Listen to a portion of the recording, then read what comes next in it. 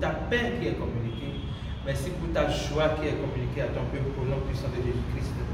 Nous sommes encore aujourd'hui ensemble pour poursuivre dans l'enseignement sur marcher dans la santé divine et dans la guérison surnaturelle. Et aujourd'hui, nous allons étudier un passage du livre de Jean sur une guérison assez particulière. Vous savez que depuis quelques semaines, nous étudions les guérisons opérées par Jésus-Christ dans les différents livres écrits par ses apôtres, Matthieu, Marc, Luc et Jean. Aujourd'hui, nous sommes dans le livre de Jean. On n'a pas encore lu le livre de Luc, mais Dieu nous a conduits dans le livre de Jean. On va essayer de voir dans Jean 5, verset 1, le message que Dieu voudrait nous communiquer là. Jean 5, verset 1, on dit, après cela, il y eut une fête des Juifs et Jésus monta à Jérusalem. Or, à Jérusalem, près de la porte des brebis, il y a une piscine qui s'appelle en hébreu Bethesda, qui a 5 portiques. Sous ces portiques étaient couchés un grand nombre de malades, des aveugles, des boiteux et des paralytiques qui attendaient le mouvement de l'eau. Car un ange descendait de temps en temps dans la piscine et agitait l'eau. Et celui qui y descendait le premier, après que l'eau avait été agitée, était guéri, quelle que fût sa maladie. Continuons le verset. Là se trouvait un homme malade. Donc c'est à ce niveau qu'on doit être attentif. Là, donc au niveau de cette piscine, se trouvait un homme malade depuis 38 ans. Jésus l'ayant vu coucher et sachant qu'il était malade depuis longtemps, lui dit, veux-tu être guéri? Veux-tu être guéri? Le malade lui répondit, Seigneur, je n'ai personne pour me jeter dans la piscine quand l'eau est agitée et pendant que j'y vais, un autre descend avant moi. Lève-toi, lui dit Jésus, prends ton lit et marche. Aussitôt, cet homme fut guéri et il prit son lit et marcha. C'était un jour de sabbat et les Juifs dirent donc à celui qui avait été guéri, c'est le sabbat, il ne t'est pas permis d'emporter ton lit. Alléluia. Vous voyez, dans ce récit, on voit plusieurs choses, mais je voudrais souligner quelques leçons. Première leçon, c'est une piscine qui était considérée comme source de guérison. Et cette piscine était agitée par un ange. Et donc c'est la première personne qui entre dans cette piscine qui touche sa guérison. Et le monsieur en question était là depuis 38 ans, cherchant sa guérison. 38 ans, fait 38 ans fois 365 jours. Vous imaginez le temps que ce monsieur a fait pour attendre, expirer sa guérison. Mais Jésus vient à lui et dit, veux-tu être guéri? Sa réponse n'était pas oui. Oui, je vais être guéri. Il n'a pas dit ça. C'est quand même curieux. Là, ce que tu veux, ton désir, c'est être guéri. Maintenant, on te demande, est-ce que tu veux être guéri? Et tu ne peux pas répondre, oui, je veux être guéri. Il commence donc par décrire ce qui fait qu'il n'est pas guéri depuis. Il dit, Seigneur, je n'ai personne pour me jeter dans la piscine quand l'eau est agitée. Et pendant que j'y vais, un autre descend avant moi. Donc il dit à Jésus, en fait, ma guérison dépend d'un autre qui doit me pousser dans la piscine. Ma guérison dépend de quelqu'un qui doit m'aider à rentrer dans la piscine en premier. Mais depuis 38 ans, je n'ai pas trouvé cette solution. Je n'ai pas trouvé cette personne qui pourra m'aider à entrer dans la piscine. Donc il est en train de limiter Jésus-Christ ou de limiter ses pensées au moyen par lequel il croit qu'il va recevoir la guérison. Mais Jésus veut lui révéler quelque chose d'assez puissant. Et ça me rappelle là où on a amené un paralytique au-dessus de toi vers Jésus. Jésus a dit, tes péchés te sont pardonnés, lève-toi et marche. Et comme les pharisiens, toujours les pharisiens, les religieux, il dit, comment un homme peut dire, tes péchés te sont pardonnés? Et Jésus dit, afin que vous sachiez que le Fils de l'homme peut vous pardonner les péchés, je te le dis, lève-toi et marche. Donc en disant ici, lève-toi et marche, Jésus est en train de dire au monsieur, tes péchés te sont pardonnés. Et c'est le nœud de l'évangile de Christ. L'évangile de Jésus-Christ s'appuie sur le pardon des péchés. L'évangile de Jésus-Christ s'appuie sur le pardon de nos péchés. Jésus-Christ, par sa mort à la croix pour nos péchés, son ensevelissement, sa résurrection, il nous a donné maintenant pour toujours le pardon de nos péchés. Et lorsque nous recevons le pardon de nos péchés, lorsque nous recevons Jésus-Christ, donc par la foi, nous avons la capacité de nous lever et de marcher. Pourquoi? Parce que notre maladie a pour racine le péché. Et dès que le péché est déraciné, la maladie est aussi déracinée. Alléluia. Donc, ce que Jésus disait au ce monsieur, ce n'est pas que lève-toi et marche, mais tes péchés te sont pardonnés. La racine, ce qui fait que tu es paralysé, je l'ai ôté. Il le disait par révélation. Ce qui fait que tu es paralysé, mon frère, je l'ai ôté. Maintenant, je te donne le pouvoir de te lever et de marcher parce que j'ai déraciné le mal qui t'empêche de marcher. Et ce faisant, il a déconstruit la conception qu'il avait du moyen par lequel on est sauvé, du moyen par lequel on est guéri. Le moyen par lequel on est sauvé, ce n'est que par la foi en ce que Jésus-Christ a fait. C'est pour là que nos péchés sont pardonnés. C'est pour là que Jésus-Christ a accompli le salvatrice à la croix pour nous. Et lorsque nous croyons cela, nous recevons par la foi le pardon de nos péchés et par ricochet la guérison que nous avons, dont nous avons besoin. Et la première chose que Jésus-Christ a fait, c'est d'abord de déconstruire en lui sa manière de penser. Pour lui, il faut forcément qu'il aille dans cette piscine au Mao, la piscine est agitée pour recevoir la guérison. Mais pour Dieu, l'ordre divin de Dieu, dans l'ordre divin de Dieu, il faut d'abord recevoir par Christ le salut et ensuite croire, puisque c'est par la foi qu'on reçoit le salut, croire qu'on a reçu le salut et croire donc que la guérison est contenue dans le salut. Et sur cette base, nous allons nous lever. Alors, si frères et sœurs, si vous souffrez d'une maladie depuis des années, 1 an, 2 ans, 10 ans, 20 ans ou 7 ans, et que depuis ce moment, vous croyez que c'est seulement par cette voie que je serai sauvé.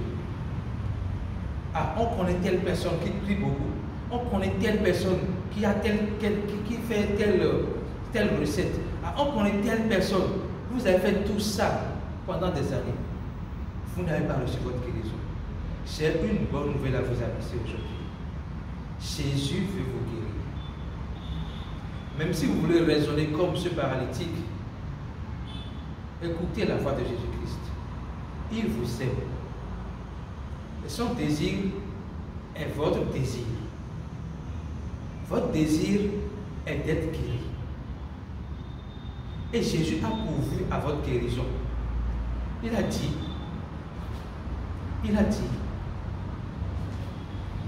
venez à moi, vous qui êtes chargés et fatigués, et je vous donnerai le repos. Notez que l'événement là se passait le jour du sabbat. Le sabbat veut dire simplement le repos. Et Jésus-Christ est le repos. Jésus-Christ est le repos. Alors il dit, venez à moi, vous qui êtes chargés et fatigués, et je vous donnerai le repos. C'est-à-dire, venez à moi, vous qui êtes chargés et fatigués, et je me donnerai à vous. Dieu a tant aimé le monde qu'il a donné Jésus-Christ afin que quiconque croit en lui ait la vie éternelle. Dieu a tant aimé le monde qu'il s'est donné. Alors Jésus veut se donner à vous. Parce que en Jésus-Christ, lorsque vous avez Jésus-Christ en vous, vous avez la plénitude de la divinité en vous. Et vous avez la capacité de renverser tout ce qui est contraire à la plénitude de la divinité en vous. C'est-à-dire que vous avez en vous, si vous recevez Jésus-Christ, si vous croyez qu'il est mort pour vos péchés, enseveli et ressuscité, vous avez en vous la puissance de résurrection qui vous rend capable de restaurer tout ce qui est mort en vous, tout ce qui est détruit en vous, tout ce qui ne vit plus en vous reviendra à la vie au nom puissant de Jésus-Christ. Alors si vous êtes chargé et fatigué, si vous avez tout essayé, il y a un musulman convaincu qui dit, essaie Jésus. Essaie Jésus. Abandonne-toi à lui. Fléchis le genou devant lui et dis, Seigneur Jésus, je crois que tu es mort pour mes péchés. Je crois que tu as tout accompli à la croix pour que je sois acquitté de toutes les dettes. Je crois que par tes meurtrissures, je suis déjà guéri. Je crois, Jésus-Christ, que tu es mort pour mes péchés, enseveli et ressuscité pour ma justification. Je veux te recevoir dans ma vie. Je veux que tu prennes possession de ma vie. Je veux que mon corps devienne ton temple, afin que rien ne puisse y habiter en dehors de ta gloire, en dehors de ta vie, en dehors de ta santé. Je veux expérimenter ta guérison dans mon corps maintenant. Déclarez cela avec foi. Demandez à Dieu que vous avez besoin de son aide. Vous êtes fatigué. Lui veut vous donner le repos. Il suffit juste de vous décharger. Déchargez-vous. Et vous allez recevoir votre guérison par la foi. De la même manière qu'il a dit, tes péchés te sont pardonnés. Lève-toi et marche. Il vous le dit, vos péchés vous sont pardonnés. Tout ce que vous avez fait, et même vous croyez que c'est à cause de ça que vous êtes malade, Jésus vous dit, je vous pardonne. Lève-toi et marche. Il est ainsi au nom puissant de Jésus-Christ. Je vais continuer à expliquer encore les autres détails de ce verset. Vous allez voir que tout de suite, quand il était guéri, les pharisiens ont dit, c'est le jour du sabbat, il ne t'est pas permis d'emporter ton lit. Oh Seigneur Jésus, le jour du sabbat, le jour du repos. Quand on dit le jour du repos, Jésus a confronté les pharisiens à ce propos une fois. Est-ce que si votre enfant, votre brebis, tombe dans l'eau le jour du sabbat, est-ce que vous allez le laisser mourir? Non, vous allez le sauver. Donc, est-ce qu'il est permis de sauver le jour du sabbat? Oui, il est permis de sauver le jour du sabbat. Puisque Jésus est le sabbat, Jésus est le repos. Jésus est le sabbat, Jésus est le repos. Je voudrais donc vous exhorter, frères et sœurs, à ne pas avoir le comportement de ce malade. Jésus n'a pas attendu qu'il exerce sa foi avant de déclarer sa guérison. Mais attention, il a réagi à la voix de Jésus-Christ. Lève-toi et marche. C'est-à-dire, tes péchés te sont pardonnés. Il a accepté cela comme une vérité. Je vous prie, ne raisonnez pas. Ne dites pas à Dieu, les médecins ont dit que c'est de telle manière que je vais être guéri. Ne dites pas à Dieu, le thérapeute a dit, c'est de telle manière que je serai guéri. Ne raisonnez pas devant Dieu. Dites, je veux le moyen par lequel toi tu veux que je sois guéri. Et vous allez recevoir votre guérison par la foi. Au nom puissant de Jésus-Christ. Maintenant, Jésus dit, tes péchés te sont pardonnés. Acceptez cela. Croyez que vos péchés sont pardonnés. Et marchez sur la base de cette foi. Dans ce que vos péchés vous sont pardonnés. Et si vous croyez que vos péchés sont pardonnés, faites maintenant ce que vous ne pouvez pas faire avant de suivre cette émission. Faites ce que vous ne pouvez pas faire avant. Si vous ne pouvez pas vous lever, levez-vous. Si vous ne pouvez pas lever votre bras, levez votre bras et glorifiez Dieu. Quel que soit le mal que vous avez, la parole dit que si quelqu'un se jette dans la piscine pendant qu'elle est agitée, la personne est guérie de toute maladie, quelle qu'en fût cette maladie. Et cela est valable pour Jésus-Christ. Quel que soit le nom de la maladie, oh, si vous recevez le pardon des péchés de Jésus-Christ, cette maladie est ôtée. De la même manière que Jésus-Christ, Jean a révélé que Jésus-Christ a ôté le péché du monde. Il a dit, voici l'agneau de Dieu qui a ôté le péché du monde. De la même manière, vos maladies sont ôtées au nom puissant de Jésus-Christ. Il vous suffit de croire, vos maladies sont ôtées, quel qu'en soit le nom de cette maladie. Il n'existe aucun nom de maladie qui soit au-dessus du nom de Jésus-Christ.